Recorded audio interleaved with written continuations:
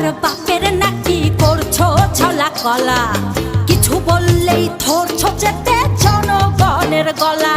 ও দেশটা তোমার বাপের নাকি করছো ছলা কলা, কিছু বললে